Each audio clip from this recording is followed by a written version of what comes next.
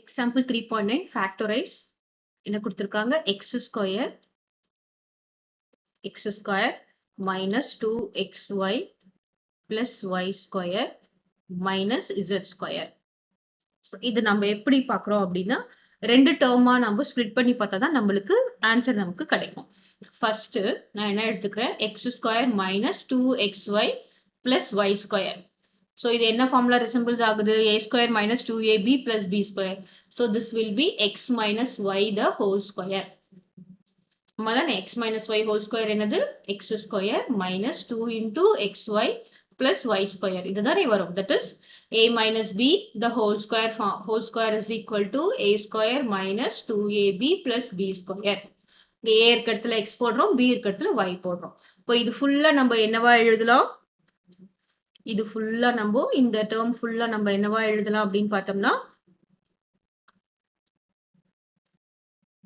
that is equal to x minus y the whole square. அப்புறம் என்ன இருக்கீங்க minus z square.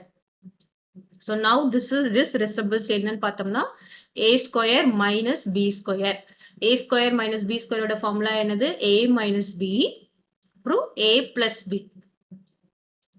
ஓகேவா? இங்க a is equal to என்னது x minus y, b என்னது z.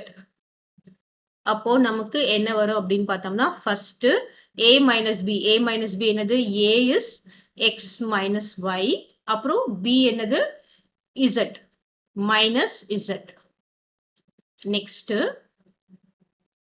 a என்னது சோ இங்க a இது b இந்த ஃபார்முலா நான் இங்க எழுதுறேன். நெக்ஸ்ட் a என்னது x minus y அப்புறம் பிளஸ் இருக்கு பிளஸ் போட்டுட்டோம் b என்னது z.